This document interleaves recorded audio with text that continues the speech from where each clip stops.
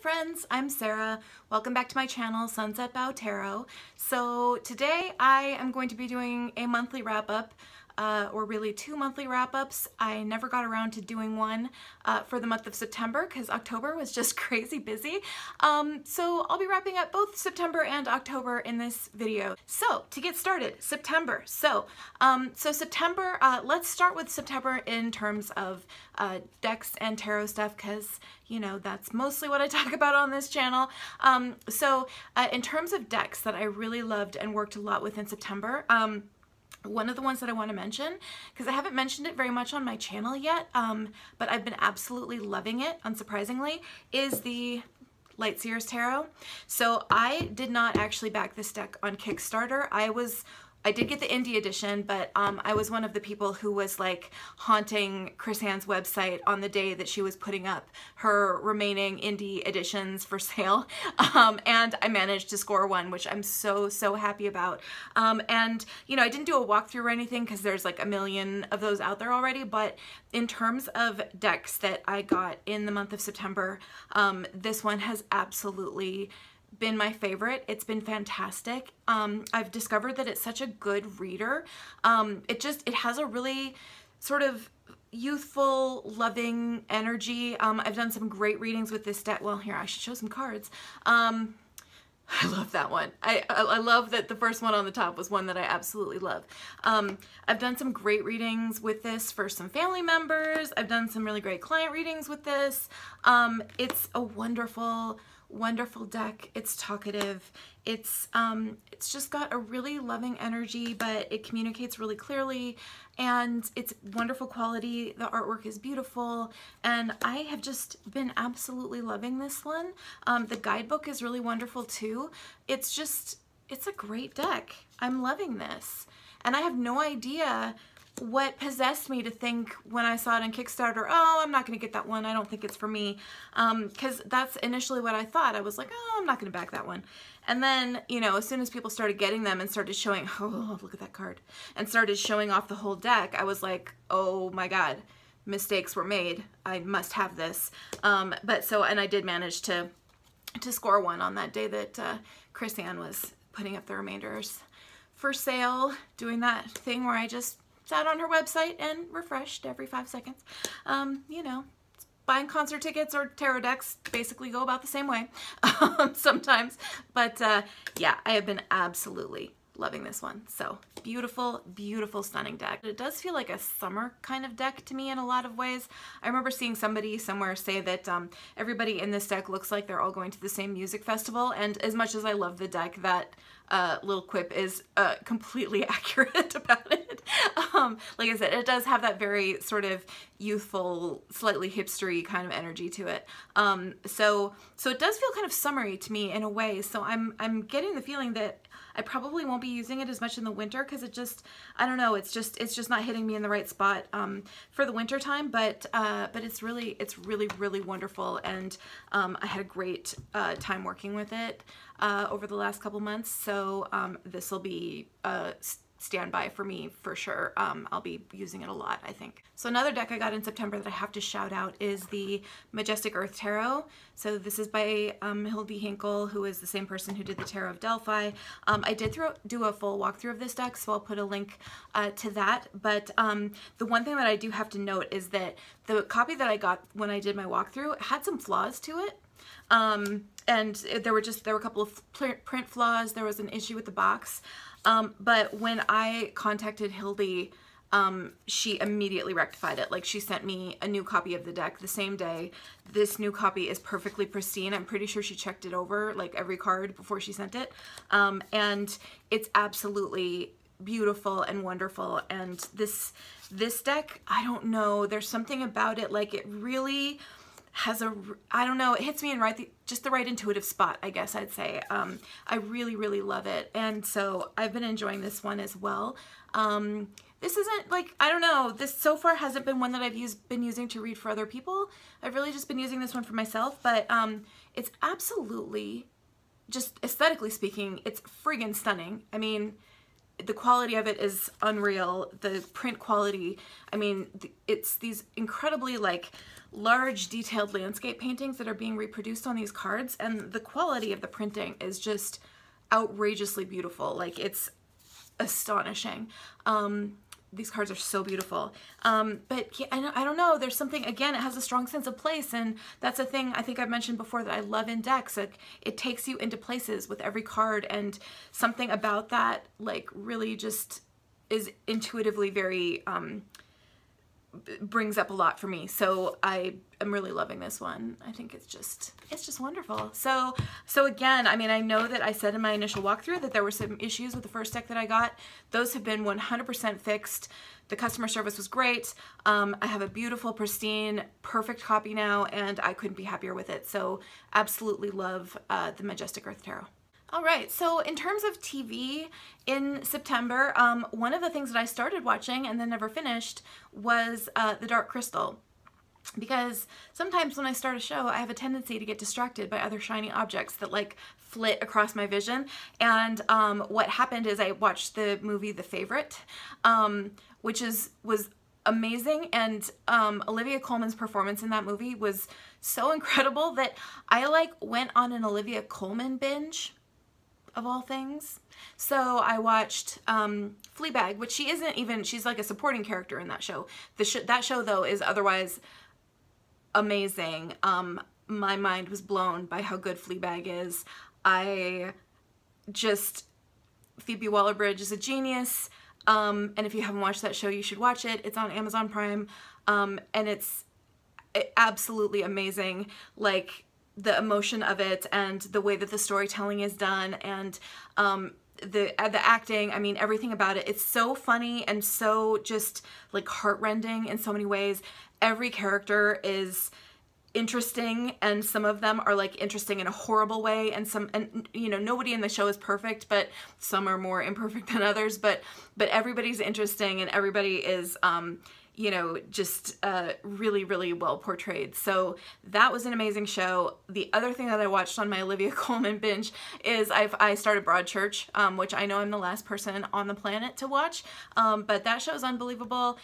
So I'm working on that one as well. I'm through the first season now, so I'm starting the second season, and I'm super, super excited for the next season of The Crown to come out, because she is also playing Queen Elizabeth. She's taking over for Claire Foy and playing Queen Elizabeth in the next season of The Crown, so I'm very much looking forward to that as well on Netflix. Another shiny object that flitted across my vision is the new season of what is known in the UK as the Great British Bake Off, and annoyingly in the US as the Great British Baking Show, which trivia is because in the US, Pillsbury owns the trademark to the phrase bake off. They started actually airing the series on Netflix at the same time I think that it's airing in the UK, so it's been a new episode every Friday night. I find it immensely soothing. Like, it's a really lovely show to watch, and you know, for a baking competition, I find it just riveting. So, and I'm not even a good baker, you guys. Like, I'm actually a terrible baker. I'm a pretty good cook, but I'm a terrible baker. But yet I absolutely love that show. It's just beyond wonderful. Finally, another shiny thing that flitted across my vision is that the new season of The Good Place started, so I had to actually catch up because I hadn't ever finished the last season. I had to catch up with that on Netflix and then start watching the new season. So that's another show that I really love. So at some point I'll get back to The Dark Crystal. I was really enjoying it, but easily distracted, I guess, short attention span, I don't know. The other thing to talk about is books in the month of September. I will admit that I barely read in the month of September. I think I was still just pretty brain dead from my new job. Like, September was sort of the second full month that I worked. I started like at the very end of July, beginning of August, so I was still only in the second month of my job, and I just was too wiped out mentally most evenings to read. The one book that I did read in September is Wayward Son by Rainbow Rowell, and I love those books. So if you're not familiar with that book, so Rainbow Rowell has written a book, the first book that she wrote kind of in this extended universe is a book called Fangirl, which is a book about a college student who is kind of a, you know, really well-known fan fiction writer in a fandom that is a thinly veiled analog of Harry Potter, basically. So the books in that she writes fan fiction about in that book are called the Simon Snow books. So I read Fangirl and I liked it. And then Rainbow wrote an actual book set, like she wrote an actual Simon Snow book. So she had initially written this sort of meta novel about somebody writing fan fiction about Simon Snow, and then she wrote an actual novel about Simon Snow. And that book was called Carry On, and it was so good. I loved it so much. And then the sequel to Carry On just came out a couple months back, and that was Wayward Son. And so, so again, that's another book set in the Simon Snow universe with Simon and his who starts out as his enemy, Basilton Tyrannus Pitch. It's very thinly veiled. Like if somebody was a Harry and Draco Malfoy shipper, like that's what this is a thinly veiled analog to, I guess I'd say. So anyway, it's really, really fun and delightful, and I really, really enjoy those books, and I enjoy her as an author. I think I've read just about everything she's written. So anyway, so Wayward Son was kind of the only book that I read in the month of September, but I did really enjoy it. In September, I did a lot of crocheting and listening to podcasts, which is what I do when I'm too brain dead to actually do anything else. I did make a really cute purse for my niece for her birthday, so, and I'm really proud of it. So I'll like insert a picture of it here so that you guys can see how cute it is. Anyway, it turned out really good. And then the only other fun thing that I wanted to talk about kind of from the month of September is I did start subscribing to a Sips By box, which is a box, like a sampler box of tea. It's like a tea subscription box. And I've been really enjoying that so far. I've gotten a couple of boxes now in the last couple months, and it's been really a lot of fun. I love tea. I drink tea a lot. I drink bag tea, I like loose leaf tea, I like actual like tea from a tea plant, I like herbal tea, so I like all those different kinds of things, and it's been fun to kind of get an assortment of different stuff every month. So it's been everything from, you know, black tea to oolong tea, green tea, various herbal teas, like yerba mate and other sort of, you know, caffeine containing but non-tea based drinks. So it's been really fun. So I've actually really been enjoying that box. And yeah, now that I work from home, I drink a lot of tea over the course of the day because it's very easy for me to like just go upstairs and make a cup of tea. So so I've been doing that quite a lot. So anyway, so I've been really enjoying my Sips By box. And so that pretty much covers it for the month of September. So let's move on to October. So the first thing that I want to talk about in terms of decks for the month of October is the Forest of Enchantment Tarot. And I actually did get this deck like at the very tail end of September, but I'm going to call it an October deck because I didn't, like I said, didn't get it until the tail end of September. So I've mostly been working with it now in the month of October. And I have been well, here are the backs. I've been absolutely loving this deck. I did a full walkthrough of it, so I'll link that, but this deck honestly feels like the fairy tale deck I've always wanted. Like, it just is right in the sweet spot for me in terms of having the cards touch on really sort of recognizable themes from a Rider-Waite-Smith perspective, but also harkening back not always just to specific fairy tales, but to like fairy tale archetypes. And I think it's really wonderful. I think that the artwork is really beautiful, and it just, I don't know, it's just right in that sweet spot for me where it's not that I have to know a separate fairy tale for every card. Like, if you look at this card, I mean, this is the Ten of Swords, and it's this knight who has clearly been on a quest. The quest has failed. His armor is rusted. His sword is broken.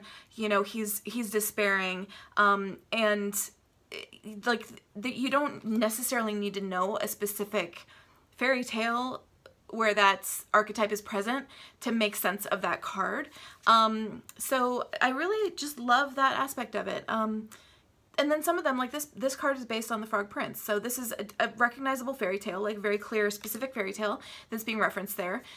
So it's really wonderful. I did do one of my friends, which I'll talk about in a minute, but I went out of town with a couple friends for one of my friends' birthdays, and I did her birthday reading with this deck, and I don't know, it was a really good reading. Like, it's just a really lovely deck, and it's just what I wanted in terms of a fairy tale deck. There's other fairy tale decks out there that I've looked at, and they never felt quite like what I really wanted, and then as soon as I got this one, it was like, okay, this is what I wanted. This is this specific deck where it feels like you're traveling. Again, it has a strong sense of place. It feels like you're traveling through an enchanted forest, and it's really got a good feeling to it. So I've really been enjoying this one. So anyway, that's the Forest of Enchantment Tarot, and that one is by Lunia Weatherstone.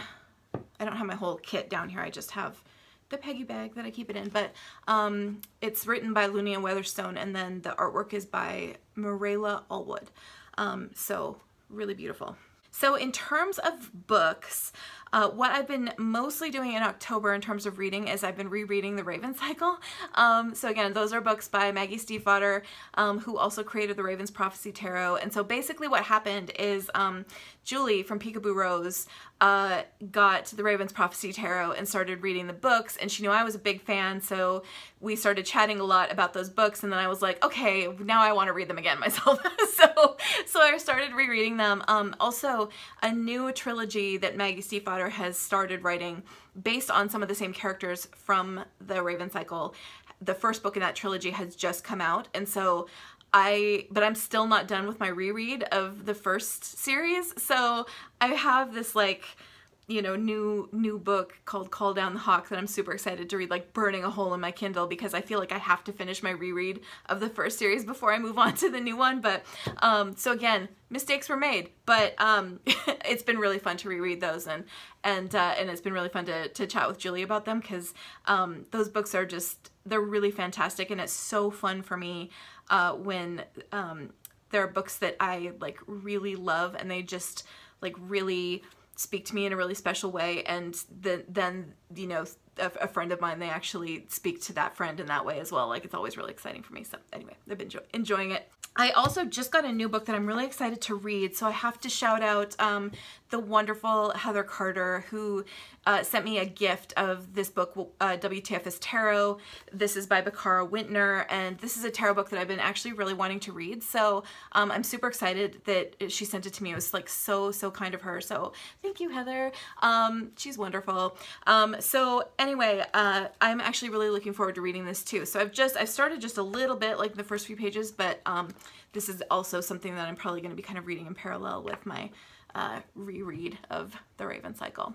So the other kind of important things that happened in October, and the reason why it was kind of a busy month for me, is because I had a couple of weekends that were really taken up by some, you know, pretty big events. So I had one weekend which was my voice recital. So as I'm sure a lot of you probably know, one of my main hobbies is singing. I'm a member of a choir. I also take private voice lessons, and so we had our yearly recital. My voice teacher had our yearly recital this year, which is the most terrifying weekend of the year for me. It's completely overwhelming and scary, and it's a lot to prepare for and like get mentally ready for. So that was one weekend in October, and then like I said before, I did go out of town. I had another weekend in October where a friend of mine, for her 40th birthday, she and I and another friend rented a cabin up in Wisconsin on a lake, and it was just a really wonderful weekend. The fall colors were beautiful. The cabin was just, it wasn't even really a cabin, it was just a beautiful house on a lake, and it was really lovely. And you know, we went into some little towns, did some antiquing, ate a lot of pie, and just had a great time together doing crafts and chit-chatting and drinking lots of wine and eating good food and just having a wonderful time. So that was another really great weekend in October. But so I had a couple of like really busy like weeks/weekends in October. So I didn't have as much like new stuff to talk about in terms of books or TV because I just wasn't spending as much time doing those things. Those are my wrap-ups for September and October. As always, I want to give some shout outs to some other tarot channels that I really love. This is something that I've just started doing at the end of my monthly wrap-ups, and so I want to definitely include that this time as well. So a couple of channels that I want to shout out. So the first one I want to shout out is the wonderful Catherine from Hypatia Tarot. She is just fabulous. She is one of those people who is just super smart and thoughtful and interesting in terms of the way that she speaks about things, and I always love hearing her opinions about things. You know, she has a really sort of wide diversity of content on her channel, so it's not just like about decks. There's a lot of interesting thoughts on, you know, all kinds of different aspects of tarot. So I really enjoy her channel. She is so cool. She also bonus, if you watch her channel, she has a really cute dog for starters, and also she lives in Banff in Canada, so she oftentimes goes out and films, you know, in the mountains, in the woods, and so you get that bonus extra beautiful scenery when you watch her channel. So highly recommend Catherine. Another channel that I want to shout out is Avery Fawcett, who I've really been enjoying their channel. It just, again, fun, great content, a really good sense of humor, and love the way they speak about things, and just a fabulous channel. So highly recommend that one as well. I also have to give a shout out to the delightful Brian from Papa Squirrel. That guy's so funny. If you want to watch a channel that will like make you laugh out loud on a regular basis, I recommend his channel. He does fantastic editing of his videos, and there's a lot of humor, and they're just really well put together. So his content is great fun. And in addition to tarot, he also knows a lot about crystals. So if you're interested in content about crystals, he's a good channel to check out.